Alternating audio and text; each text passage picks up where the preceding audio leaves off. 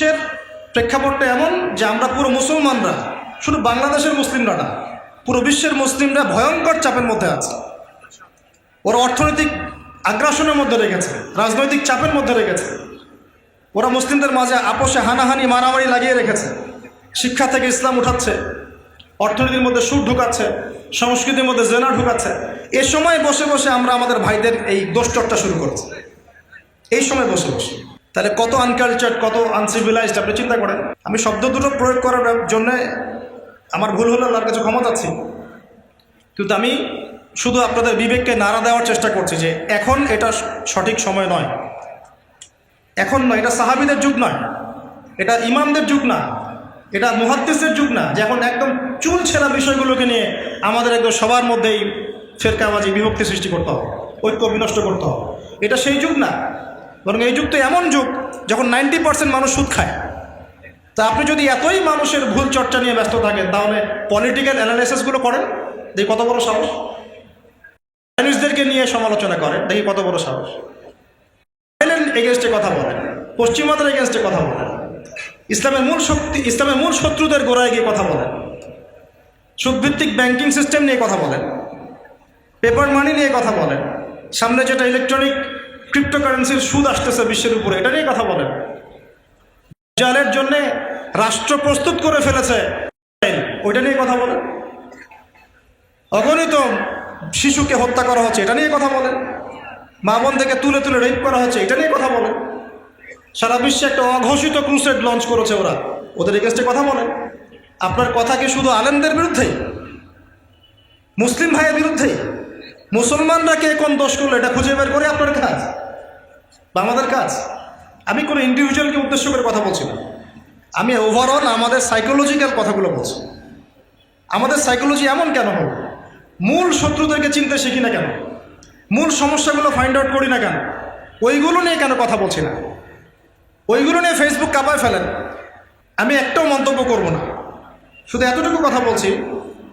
এভাবে যদি গাজা ইস্যু নিয়ে সবাই দিনের পর দিন ফেসবুক গরম করে রাখতেন, হয়তো বা এখন কিছু হলেও করতে পারতাম। ওই এটা তো করলেন না, 2 দিন 3 দিন মায়া কান্না দেখালেন, বাস সবাই তো বন্ধ করে দিলাম কথা বলা। তারপরে এখন একটা একটা করে ইস্যু তৈরি করছি যেন ওইটা কোনো বিষয় না।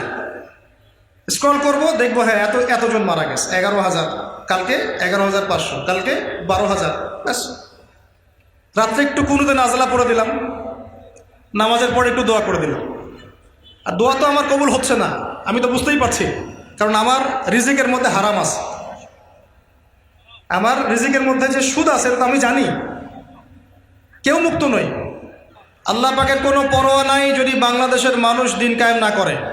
যদি বাংলাদেশের মানুষ দিন না পালন করে, দিন পালনের, প্রচারের, প্রসারের, কায়েমের প্রচেষ্টা না চালায়, আল্লাহ পাকের কিচ্ছু যায় আসে না। মক্কাবাসী কবুল করে নেই, আল্লাহর কিছুই যায় আসে নাই। আল্লাহ পাক মদিনাবাসীকে তৌফিক দিয়ে ধন্য করেছেন। ইসলামের ইতিহাসের প্রথম ইসলামিক স্টেট মক্কা নয়, প্রথম ইসলামিক স্টেট মদিনা। দারুল আরকাম ছিল যেমন মক্কায়, মদিনায় গিয়ে নবী সাল্লাল্লাহু আলাইহি ওয়াসাল্লাম আগে মসজিদে নববী নির্মাণ করলেন। জ্ঞান চর্চা, ওই যে প্রথমে বলেছি ইলমের চর্চা, কিন্তু ফাংশন চেঞ্জ হলো। কীরকম চেঞ্জ হলো? দারুল আরকাম শুধু দিনই জ্ঞান শিক্ষা, তাসকিয়া, দাওয়াত, এই মেহনতের একটা মার্কাজ ছিল। কিন্তু মসজিদে নববী শুধুমাত্র দাওয়াতের মার্কাজ ছিল না, বরং ওই মার্কাজ থেকে জিহাদের মুভমেন্টগুলো হয়েছে। পার্থক্য বুঝতে পারছেন? ওইখানে মসজিদে নববী কিন্তু শুধুমাত্র দাওয়াত, ইলমের প্রচার প্রসার, তাসকিয়ার মার্কাজ নয়। ওখান থেকেই পররাষ্ট্র নীতি অবলম্বন করা হচ্ছে, ওটা একটা সংসদের রূপে কাজ করছে। কোন জায়গাটা? নববী, মসজিদে নববী। এখন অবশ্য এটা নাই, এখন অবশ্য এটা অ্যাজ এ পার্লামেন্ট কাজ করছে না। করছে কি? রাসূল সাল্লাল্লাহু আলাইহি ওয়াসাল্লামের যুগে সেখানে দিনের জ্ঞান শিক্ষা দেওয়া হতো, দার্স হতো, মানুষ ইতিকাফ করতো, সালাত পড়তো, তিলাওয়াত করতো, জিকির করতো। পাশাপাশি ওইখান থেকেই সামরিক বিষয়গুলো মীমাংসা করা হতো, সৈন্য পাঠানো হতো, দাওয়াতের মেহনত হতো, ওখান থেকে জিহাদের মুভমেন্ট হতো। এখন কি সেটা হচ্ছে? তাহলে ফাংশন পার্থক্য বুঝতে পারলেন? মদিনা হলো প্রথম ইসলামিক স্টেট। তারপর নবী সাল্লাল্লাহু আলাইহি ওয়াসাল্লাম রাষ্ট্রটাকে ঢেলে সাজালেন, প্রথমে আনসার আর মুহাজিরদের মধ্যে ভ্রাতৃত্বের বন্ধন সৃষ্টি করলেন। কেন এটা জরুরি? কারণ জনগণের মাঝে যদি ঐক্য না থাকে, আপনি জনগণকে নিয়ে দিন কায়েম করতে পারবেন না। এটার অভাবেই তো আমরা ভুগছি। এই কারণেই তো পারছেন না বা পারছি না। পারবেন কিভাবে? আমরাই তো আমাদের শত্রু হয়ে গেছি। আমরা এমনভাবে আমাদের শত্রু হয়ে গেছি যে মনে হয় যে কারো মান সম্মান হানি করাটাকে মানুষ সোয়াবের কাজ মনে করে, তাই না? কোন এক ভাই একটা ভুল করেছে মনে করেন, হতেই পারে, বা পাপও করেছে মনে করেন, পাপ করতেই পারে। তো প্রথম দায়িত্বটা আমাদের এখন হয়ে গিয়েছে এই যুগে এসে, ওই পাপটাকে সরোয়ার্দী উদ্যানে গিয়ে 1 লাখ মানুষকে জড়ো করে বলতে হবে যে আমার অমুক ভাই আব্দুল্লাহ এই পাপটা করেছে। ওই সরোয়ার্দী উদ্যান হচ্ছে এখনকার ফেসবুক। বোঝাতে পারছি না মনে হয়। আপনার এক ভাই ভুল করেছে, আপনি তাকে কিছু বললেন না, তাকে নকও করলেন না, ভুল সংশোধনও করলেন না, তাকে বললেন না যে ভাই আপনার এই কাজটা ভুল হচ্ছে, আপনি ইসলাহ করলে ভালো হয়। সে জানলও না, বরং আপনি 1 লাখ মানুষের সামনে গিয়ে বললেন, এই শোনো, আমার অমুক ভাই আব্দুল্লাহ এই ভুল করেছে। কত বড় ননসেন্স আপনি চিন্তা করেন, কত বড় কমন সেন্সহীন একজন মানুষ, আনকালচার্ড, আনসিভিলাইজড। আমার ওয়ার্ডগুলোতে রাগ করতেছেন? এক ভাই, ওই যে ভাই মাথা নাড়ছেন, ধরেন মনে করেন, এক্সাম্পল দিচ্ছি যে ভাই একটা ভুল করেছে, নাকি কেউ ভুল করবে না? এমন একজন মানুষ দেখান, একজন আলেম দেখান যিনি ভুল করেন নাই। সাহাবীদের যুগে সাহাবীদের দ্বারা ভুল হয়নি, হয় না? তো নবী সাল্লাল্লাহু আলাইহি ওয়াসাল্লামের কোনো সাহাবী যখন ভুল করতেন, নবী সাল্লাল্লাহু আলাইহি ওয়াসাল্লাম নিশ্চয়ই মিম্বরে দাঁড়িয়ে বলতেন নাউজুবিল্লাহ যে শোনো, আমার অমুক সাহাবী এই ভুল করেছে, বলতেন? বরং সর্বোচ্চ তিনি বলতেন কিছু কিছু মানুষ এরকমটা ভাবছে, এটা বলতেন। কিছু কিছু মানুষ এই কাজ করছে, তারা যেন এই কাজ থেকে বিরত থাকে। কখনো বলতেন না যে আমার অমুক সাহাবী, এই শোনো অমুক তুমি এই কাজ করেছো। আজকে আমরা পুরো আনকালচার্ড, অসামাজিক। কিছু মানুষের অ্যাক্টিভিটিস দেখলে মনে হয় ফেসবুকে যে উম্মতের ভুল ধরার দায়িত্ব তাকে দেয়া হয়েছে, মানে তাকে মনে হয় ইলহাম করা হয়েছে তো খুঁজে খুঁজে বের করবা যে আলেমগণ, দায়ীগণ, পীর সাহেবরা, হ্যাঁ, মুরব্বিয়ানে কেরাম, আমাদের ওলামায়ে কেরাম, কে কোন জায়গায় কি ভুল করলো সেটা তুমি সবার আগে দেখবা, সবার আগে ফেসবুকে এসে বললাম। যে সবার আগে বলতে পারবে তার জন্য 1000 নাকি, দ্বিতীয়বার যে বলতে পারবে তার জন্য 900 নাকি, তৃতীয়বার বলতে পারবে তার জন্য 800 নাকি। ভাবখানা এরকম আর কি, পুরা আনকালচার্ড মানুষ। অথচ যার ব্যাপারে সমালোচনাটা হচ্ছে তাকে কিন্তু সে গিয়ে ইনফর্ম করে নাই যে ওস্তাদ বা সাহেব বা ভাই এই প্রবলেমটা হচ্ছে, আপনি কি এটা সলভ করবেন কিনা, বা পরের লেকচারে বলে দিয়েন, বা পরের অ্যাক্টিভিটিসে আপনি এটা ক্লিয়ার করে দিয়েন। এই জিনিসটা আমাদেরকে অসামাজিক বানিয়ে ফেলছে, অসামাজিক। ভাবখানা এমন যে সর্বপ্রথম যদি আমি ভুলটা ধরতে পারি তাহলে আল্লাহর কাছে বহুত বড় মর্তবা পাবো, এবং জনসমক্ষে এটা প্রচার করাটা বড় নেকির কাজ। এর দ্বারা উম্মতের বড় খেদমত হয়ে যাচ্ছে। আদতে কি হচ্ছে শোনেন, আদতে আম জনসাধারণের ইসলাম চর্চা, ওলামায়ে কেরাম, বক্তা, দায়ীদের সম্পর্কে বিরূপ ধারণা সৃষ্টি হচ্ছে। এটা বোঝার মতো হিকমত আল্লাহ আপনাকে দেয় না। কারণ নাম শুধু সুপুরুষদের মতো রাখলেই তো হয় না, ভিতরটাও সুপুরুষের মতো হতে হয়। বাইরে ভাবখানা দেখলে মনে হচ্ছে যে আমরা আমাদের তাকওয়া পরহেজগারিতা জাহির করার জন্য ফেসবুককে পেয়েছি। ফেসবুকে সবাই খুব পরহেজগার, খুব আল্লাহওয়ালা, সারা জীবনে যা করুক না কেন ফেসবুকে খুব পরহেজগার মশা, ওখানে কোনো পাপই নাই। ভাবখানা এরকম আর কি। এতে কি হচ্ছে জানেন, আল্লাহ রাব্বুল আলামিন আপনার সম্মান কমিয়ে দিবেন, এবং যে ব্যক্তির নামে আপনি এই গীবত রচনা করছেন সে যদি অপরাধী না হয় তাহলে কাল কিয়ামতের মাঠে আপনার ভয়াবহ অবস্থা হবে, মারাত্মক অবস্থা হবে। ওই দিন এই ঋণ আপনি শোধ করতে পারবেন না। মাঝখান থেকে এতগুলো কেন কথা বললাম জানেন? উম্মার ঐক্য বিনষ্ট হচ্ছে এই অসামাজিক কাজগুলোর কারণে। আমরা উম্মাকে ঐক্যবদ্ধ করার আপ্রাণ চেষ্টা চালাচ্ছি, কিন্তু কিছু কিছু মানুষ সিলি কিছু বিষয় নিয়ে মানুষকে ব্যস্ত করে রাখছে। এগুলো কোনো তানহাউনা আনিল মুনকার হচ্ছে না, এটা অসৎ কাজে নিষেধ নয়, বরং এটা আপনি ফাসাদ সৃষ্টি করছেন। ঘরের সমস্যা ঘরে সলভ করতে হয়। আপনার যদি ওয়াইফের সাথে কোনো প্রবলেম হয়, আপনি কি এখন এই ওয়াজে এসে বলবেন যে আমার ওয়াইফের সাথে আমার এই সমস্যা হচ্ছে, শোনেন ভাই ভাই আপনারা শোনেন আমার ওয়াইফের সাথে আমার বহুত সমস্যা চলছে, আপনি কি এখানে এসে কথা বলবেন? ঘরের সমস্যা ঘরে সলভ করবেন। সলভ না হলে ইসলামী শরীয়ত মোতাবেক রাস্তা আছে, ওই রাস্তায় যাবেন, ব্যাস হয়ে গেল।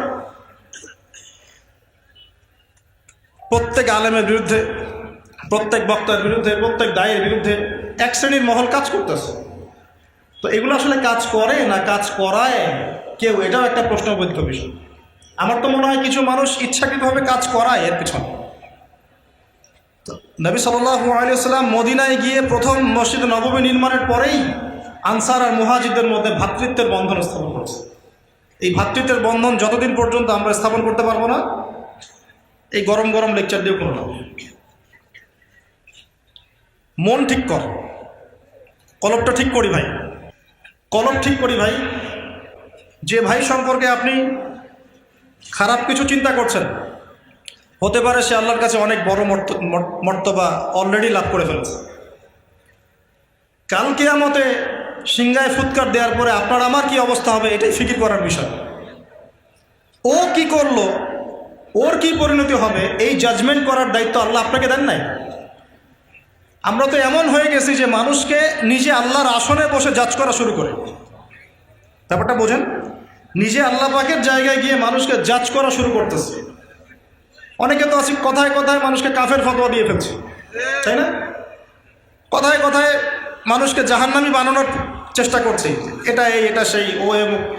যতক্ষণ পর্যন্ত না সে ব্যক্তি বলে আরে ভাই আমার ভুল হয়েছে, আমি জাহান্নামী হয়ে গেছি, আমাকে মাফ করেন, ততক্ষণ সে ক্ষান্ত হচ্ছে না। কি একটা অবস্থা, সুবহানাল্লাহ। আর এগুলো আমরা করছি কোন সময়? যখন ঘরের পাশে আগুন লেগে গেছে। কোন সময় করছি? যখন কুফফাররা আমাদের বিরুদ্ধে ক্রুসেড রচনা করেছে। কোন সময় করছি? যখন আমাদের হকপন্থী ওলামায়ে কেরাম আস্তে আস্তে কমে যাচ্ছে। কোন সময় করছি? যখন আমরা সবাই সুদের মধ্যে নিমজ্জিত। কোন সময় করছি? যখন রাষ্ট্রীয়ভাবে আমরা একটা রাজনৈতিক দ্বন্দ্বের মধ্যে আছি। কোন সময় করছি? যখন বৈশ্বিকভাবে আমরা চতুর্মুখী চাপের মধ্যে আছি। কোন সময় করছি? যখন মানুষ নামাজ ছেড়ে দিচ্ছে, মানুষ কোরআন তেলাওয়াত থেকে দূরে, মানুষ পর্দা থেকে দূরে। বাস্তবতার খবর আপনি রাখেন কি? আসলে বাস্তবতা কোন জায়গায়? এটা হলো বাস্তব, এইটা হচ্ছে বাস্তবতা। পুরো বিশ্বের প্রেক্ষাপটটা এমন যে আমরা পুরো মুসলমানরা, শুধু বাংলাদেশের মুসলিমরা না, পুরো বিশ্বের মুসলিমরা ভয়ঙ্কর চাপের মধ্যে আছে। ওরা অর্থনৈতিক আগ্রাসনের মধ্যে রেখেছে, রাজনৈতিক চাপের মধ্যে রেখেছে। ওরা মুসলিমদের মাঝে আপোষে হানাহানি মারামারি লাগিয়ে রেখেছে। শিক্ষা থেকে ইসলাম উঠাচ্ছে, অর্থনীতির মধ্যে সুদ ঢুকাচ্ছে, সংস্কৃতির মধ্যে জেনা ঢুকাচ্ছে। এ সময় বসে বসে আমরা আমাদের ভাইদের এই দোষচর্চা শুরু করেছি, এই সময় বসে বসে। তাহলে কত আনকালচার্ড, কত আনসিভিলাইজড আপনি চিন্তা করেন। আমি শব্দ দুটো প্রয়োগ করার জন্যে আমার ভুল হলে আল্লাহর কাছে ক্ষমা চাচ্ছি, কিন্তু আমি শুধু আপনাদের বিবেককে নাড়া দেওয়ার চেষ্টা করছি যে এখন এটা সঠিক সময় নয়, এখন নয়। এটা সাহাবীদের যুগ নয়, এটা ইমামদের যুগ না, এটা মুহাদ্দিসদের যুগ না, যে এখন একদম চুল ছেঁড়া বিষয়গুলোকে নিয়ে আমাদের একদম সবার মধ্যেই ফেরকাবাজি, বিভক্তি সৃষ্টি করতে হবে, ঐক্য বিনষ্ট করতে হবে। এটা সেই যুগ না, বরং এই যুগ তো এমন যুগ যখন 90% মানুষ সুদ খায়। তা আপনি যদি এতই মানুষের ভুল চর্চা নিয়ে ব্যস্ত থাকেন, তাহলে পলিটিক্যাল অ্যানালাইসিসগুলো করেন, দেখি কত বড় সাহস। চাইনিজদেরকে নিয়ে সমালোচনা করেন, দেখি কত বড় সাহস। এগেনস্টে কথা বলেন, পশ্চিমাদের এগেনস্টে কথা বলেন, ইসলামের মূল শক্তি, ইসলামের মূল শত্রুদের গোড়ায় গিয়ে কথা বলেন, সুদভিত্তিক ব্যাংকিং সিস্টেম নিয়ে কথা বলেন, পেপার মানি নিয়ে কথা বলেন, সামনে যেটা ইলেকট্রনিক ক্রিপ্টোকারেন্সির সুদ আসতেছে বিশ্বের উপরে, এটা নিয়ে কথা বলেন। জালের জন্য রাষ্ট্র প্রস্তুত করে ফেলেছে, ওইটা নিয়ে কথা বলেন। অগণিত শিশুকে হত্যা করা হচ্ছে, এটা নিয়ে কথা বলেন। মা বোন থেকে তুলে তুলে রেপ করা হচ্ছে, এটা নিয়ে কথা বলেন। সারা বিশ্বে একটা অঘোষিত ক্রুসেড লঞ্চ করেছে ওরা, ওদের এগেনস্টে কথা বলেন। আপনার কথা কি শুধু আলেমদের বিরুদ্ধেই, মুসলিম ভাইয়ের বিরুদ্ধেই? মুসলমানরা কে কোন দোষ করলো এটা খুঁজে বের করে আপনার কাজ বা আমাদের কাজ? আমি কোনো ইন্ডিভিজুয়ালকে উদ্দেশ্য করে কথা বলছি না, আমি ওভারঅল আমাদের সাইকোলজিক্যাল কথাগুলো বলছি। আমাদের সাইকোলজি এমন কেন হলো? মূল শত্রুদেরকে চিনতে শিখি না কেন? মূল সমস্যাগুলো ফাইন্ড আউট করি না কেন? ওইগুলো নিয়ে কেন কথা বলছি না? ওইগুলো নিয়ে ফেসবুক কাঁপায় ফেলেন। একজন কবিকে নিয়ে আপনারা ফেসবুক এখন মাথায় ফেলছেন। আমি একটাও মন্তব্য করব না, শুধু এতটুকু কথা বলছি, এভাবে যদি গাজা ইস্যু নিয়ে সবাই দিনের পর দিন ফেসবুক গরম করে রাখতেন, হয়তো বা এখন কিছু হলেও করতে পারতাম। ওই এটা তো করলেন না, 2 দিন 3 দিন মায়াকান্না দেখালেন, বাস সবাই তো বন্ধ করে দিলাম কথা বলা। তারপরে এখন একটা করে ইস্যু তৈরি করছি যেন ওইটা কোনো বিষয় না। স্ক্রল করব, দেখবো হ্যাঁ এতজন মারা গেছে, 11,000, কালকে 11,500, কালকে 12,000, ব্যাস। রাত্রে একটু কুনুতে নাজলা পড়ে দিলাম, নামাজের পরে একটু দোয়া করে দিলাম। আর দোয়া তো আমার কবুল হচ্ছে না, আমি তো বুঝতেই পারছি, কারণ আমার রিজিকের মধ্যে হারাম আছে, আমার রিজিকের মধ্যে যে সুদ আছে এটা তো আমি জানি। কেউ মুক্ত নই। একজন বড় ওলামায়ে কেরামের একটা কথা কোট করছে, তিনি সেহর বা জাদুতে আক্রান্ত হয়েছিলেন। আর এটা কিন্তু এখন একটা খুব কমন ট্রেন্ড হয়ে গেছে, তাবিজ করে, মানুষকে তাবিজ করে। আর যারা করে তারা কিন্তু কাফের হয়ে যায়। ভুলেও এই পথে পা বাড়াবেন না, কখনো না। আর যদি কেউ আক্রান্ত হয়ে যান তাহলে শরিয়া সম্মত চিকিৎসা পদ্ধতি আছে, ইনশাআল্লাহ আল্লাহ পাক আপনাকে শেফা দিবেন। মানুষের বদনজরও লাগে, যে আপনাদেরকে নিষেধ করি এতগুলো ফোন বন্ধ করেন, মানুষের বদনজরও লাগে। এগুলো সত্য, এগুলো কোনো গালগল্প নয়, এটা নবী সাল্লাল্লাহু আলাইহি ওয়াসাল্লামের জীবনেও হয়েছে। তো ওই আলেম বলেছিলেন, আমরা বলছিলাম ওস্তাদ যে আপনি এত বড় আলেম, আপনার সাথেও এটা হতে পারে, এটা তো মানা যাচ্ছে না। তো তিনি বলছিলেন যে আমরা তো বুঝতে পারছি যে আমাদের শব্দ অকবুল হচ্ছে না, কারণ আমাদের রিজিকের মধ্যে তো সুদ ঢুকে গেছে। কে মুক্ত আছে? তো যে মূল জায়গাটা আসি ভাই, মূল জায়গা হচ্ছে এখন এগুলোর সঠিক সময় নয়, এখন উম্মাকে ঐক্যবদ্ধ করার সময়।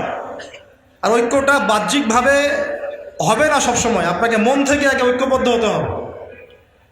আগে মন মানসিকতা ঠিক করি যে আমাদের হকপন্থী ওলামায়ে কেরামরা সবাই হকের উপর আছেন। কারো মধ্যে একটা মাসআলা নিয়ে ইখতিলাফ থাকতে পারে, তার মধ্যে থাকতে পারে, বাট তারা দুজনেই হকের উপর আছে। আমরা তাদের দুজনের মধ্যে পার্থক্য করব না, 4 জনের মধ্যে পার্থক্য করব না, মনে করব যে হ্যাঁ তারা সবাই যার ইস্তেহাদে আছেন, সবাই হকের উপর আছেন, আমরা সবার সাথে আছি, সবাইকে শ্রদ্ধা করি, ভক্তি করি, সম্মান করি। যখনই আপনি পক্ষপাতিত্ব করতে যাবেন, বিভক্ত হয়ে যাবেন।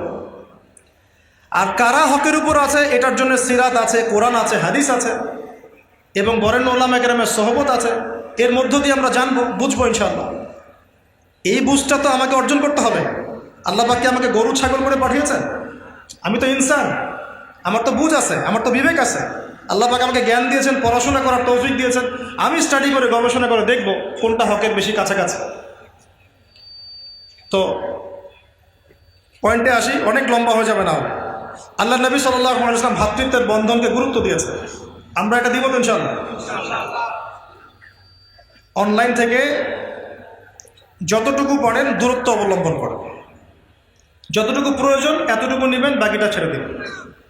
আর তোমরা যারা এই যে টিকটক করো, ফেসবুকিং করো, ইউটিউবিং করো, তোমাদের যদি দিনের জ্ঞান না থাকে এই কাজ করতে যাবে না। দিনের যদি ইলম অর্জন এখনো না করে থাকো, তোমার জন্য ইউটিউবিং করা জায়েজ নাই, তোমার জন্য ইসলামিক ইউটিউব চ্যানেল খোলা জায়েজ নাই। কে ফতোয়া দিয়েছে? আবু তো আদনান ভাই ফতোয়া দিয়েছে। যদিও ফতোয়া দেওয়ার অধিকার আমার নাই, ওই যোগ্যতা আমার নাই, কিন্তু তুমি যদি দিনের জ্ঞান অর্জন না করো, কোরআনও তেলাওয়াত করতে না পারো, হাদিস কিছুই বোঝো না, দিনের রসুলও কিছু বোঝো না, তুমি ইউটিউবিং করতে গেলে কেন? তুমি তো এমন কন্টেন্ট রেডি করবা যে কন্টেন্ট দিলে উম্মার মধ্যে আরো বিভক্তি সৃষ্টি হবে। তোমার তো কমন সেন্সই নেই। এবং কন্টেন্ট দেওয়ার আগে তো তুমি কোনো আলেমকে জিজ্ঞাসা করো নাই, ওস্তাদ এভাবে দিলে কি ঠিক হবে? কথা কি বুঝতে পারতেছেন? তো কিছুই বুঝতেছে না, দিনে কোরআনটাও তেলাওয়াত করতে পারে না, আর ও ইসলাম প্রচারের দায়িত্ব নিয়ে নিল। এটাও তো একটা ইসলাম প্রচার। আমি যদি দিনের কোনো জ্ঞানই অর্জন না করি, আপনি কি আমাকে চেয়ারে বসতে দিবেন? বা এটার যোগ্যতা কি আমার থাকবে? এটা কি করা আমার উচিত হবে? একই জিনিসটা আপনারা ফেসবুকে করছেন। আর এখন তো মাশাআল্লাহ সবার হাতে হাতে চলে গেছে, গরু ছাগল হাঁস মুরগি সবাই লাইভে চলে আসে। গরু এসে বলে হাম্বা, ছাগল এসে বলে ম্যা ম্যা, মুরগি এসে কক কক করে, যে যার মতো করে লাইভ করা শুরু করে। কিন্তু আপনার ওই বিষয়ে জ্ঞান আছে কি না? গাজা ইস্যু নিয়ে, আরব রাষ্ট্র নিয়ে একজন লাইভে চলে আসলো, দেখলেন কি হলো? একজন চলে এসে বললো সালাউদ্দিন আইয়ুবী আকীদা ঠিক না, আরেকজন এসে বললো এই, আরেকজন বললো সেই। আসলে বিষয়গুলোর অ্যানালাইসিস করবে কারা? মুহাক্কিক আলেমগণ, মুহাক্কিক ওলামায়ে কেরাম। তো তাদের মন্তব্যের দিকে আপনারা তাকিয়ে থাকবেন, নিজেরা মন্তব্য করার দরকার তো নাই। আগে দেখি না বরেণ্য ওলামায়ে কেরামগণ কি বলেন, তারা কি লিখেন, তাদের পত্রিকায় কি বের হয়, তারা কি মন্তব্য করে, তারপরে না আমি একটা জায়গায় যেতে পারবো। সুবহানাল্লাহ। এই করতে করতে এমন বিক্ষিপ্ত একটা অবস্থা অনলাইনে সৃষ্টি হয়েছে, এখানে কনস্ট্রাকটিভ কিছু পাবেন না। এই জন্য বলি, যতটুকু কল্যাণ নিয়ে বের হয়ে চলে আসে, ওর থাকারই দরকার নাই। কিতাব নিয়ে পড়ে থাকেন, কিতাব, বই পড়েন, বেশি বেশি বই পড়েন। আল্লাহ পাক আমাদেরকে তৌফিক দান করুন। ইউটিউবার ফেসবুকারদের আমার কথায় মন খারাপ করা যাবে না, যদি কোনো কথা বলে থাকি আপনাদের কল্যাণের জন্যে। বিকজ যদি আপনারা ভুল কিছু প্রচার করেন, ভুল কন্টেন্ট বানান, ভুল সময়ে ভুল কিছু প্রচার করেন, ভুল সময়ে ভুল কিছু প্রচার করেন এবং মানুষকে ওইদিকে ব্যস্ত করে রাখেন, কিয়ামতের মাঠে পাই পাই হিসাব দেওয়া লাগবে। ওটার প্রস্তুতি আপনার থাকা চাই, কি হিসাব দেবে না। তো এই কাজ দাওয়াতের কাজ, এটাও একটা দাওয়াতের কাজ। এই দাওয়াতের কাজ করতে গিয়ে যোগ্যতা অর্জন করতে হবে। আমি নিজে 100 জন না, সম্ভবত 87 কি 90 জন, এতজন ইউটিউবারের ওই পরীক্ষার থেকে ভাইভা নিয়ে 10-15 জনকে ডেকেছিলাম একদিন। দেখি তারা দিন প্রচার করতে চায়, কতটুকু যোগ্যতা আছে। 10-15 জনের মধ্যে মিনিমাম 12 জন কোরআন তেলাওয়াত করতে পারে না। কি বুঝলেন? তা আমি দিন প্রচার করতে চাই, তা আমার কোরআন তেলাওয়াত শিখতে হবে না? আমাকে দিনের বেসিক জ্ঞান অর্জন করতে হবে না? আমার তো একটা কমন সেন্স থাকতে হবে দিনের, যে আমার কখন কি কিভাবে প্রচার করতে হবে। এই হিকমা, এটা কথা হিকমা বলে, প্রজ্ঞা। এই প্রজ্ঞা অর্জিত, এই প্রজ্ঞা কি ইলম অর্জন ছাড়া অর্জন হয়? ইলম তো অর্জন করতে চাচ্ছ না, কেন আসলা? এটা আর্নিং সোর্স? দরকার নেই তো আমার আর্নিং সোর্সের, প্রয়োজনে আমি অন্য কোনো ব্যবসা করে খাবো, ওটাই কি আমার একমাত্র আর্নিং সোর্স? তো আমরা আসলে এগুলো আমাদের কন্ট্রোলে নাই, আমি জাস্ট আমার মতো করে বলছি। কিন্তু যদি আমাদের ক্ষমতা থাকতো, কন্ট্রোল থাকতো, এই সামাজিক যোগাযোগ মাধ্যমগুলো ব্যবহার করার মূলনীতি দেওয়া থাকতো, এই যোগ্যতাগুলো অর্জন না করলে কারো হাতেই এই ডিভাইস যাবে না। এটা চায়নাতে আছে, রাশিয়াতে আছে, সবাই গণহারে ইউজ করতে পারে না। ইউজ করতে হলে একটা ক্রাইটেরিয়া থাকে, এই যোগ্যতা অর্জন করে তারপর তোমাকে এখানে এনরোল করতে হবে। বেশি না, দিয়ে দেন কোরআন, হাদিস, জিওপলিটিক্স, সাধারণ জ্ঞান, অর্থনীতি, এগুলো বেসিক কিছু প্রশ্ন দিয়ে দেন, সিলেবাস দিয়ে দেন, দিয়ে বলেন এটা পড়াশোনা করে যারা টপ 80 হবে, টপ 100 হবে, এদেরকে দেওয়া হবে অনুমোদন। দেখেন কতজন তারপরে ফেসবুক ইউজ করতে পারে। বুঝতে পারছেন তো? একটা যোগ্যতার লেভেল দিয়ে দেন। এই বয়সের আগে স্মার্টফোন না, এই বয়সের আগে ফেসবুক না, এই যোগ্যতার আগে ইউটিউবিং না। এগুলোর যেমন পজিটিভ দিক আছে, নেগেটিভ দিকও আছে। নেগেটিভ দিক অনেক বেশি পজিটিভের চাইতে, নেগেটিভ দিকটা অনেক বেশি পজিটিভের চাইতে। বাংলাদেশে কোনো আলেমের চরিত্র হনন করতে ফেসবুক বাকি রাখে নাই। বাংলাদেশে কোনো আলেমের, ইনক্লুডিং মি অলসো, কোনো আলেমের চরিত্র হনন করতে ফেসবুক বাকি রাখে নাই। যে কোনো আলেমের নাম বলেন, দেখবেন তার চরিত্রের বিপরীতে আপনি 10টা কথা পাবেন। তাহলে ভাগ্য ভালো 4 ইমাম এখন বেঁচে নেয়, ভাগ্য ভালো। যদি থাকতো তাহলে দেখতেন 4 ইমামকে নিয়ে ফেসবুকে শুরু হয়ে গেছে অনলাইনে। আল্লাহর ওয়াস্তে এগুলো বন্ধ করে, এখন এগুলো সঠিক সময় নয়। উম্মার খুব দুরবস্থা চলতেছে, পশ্চিমাদের আগ্রাসন চলতেছে, যুদ্ধ লঞ্চ করছে তারা, গোপন প্রকাশ্য, বাণিজ্যিক, অর্থনৈতিক, সামরিক, সব রকম যুদ্ধ তারা মুসলমানদের বিরুদ্ধে লঞ্চ করে দিয়েছে।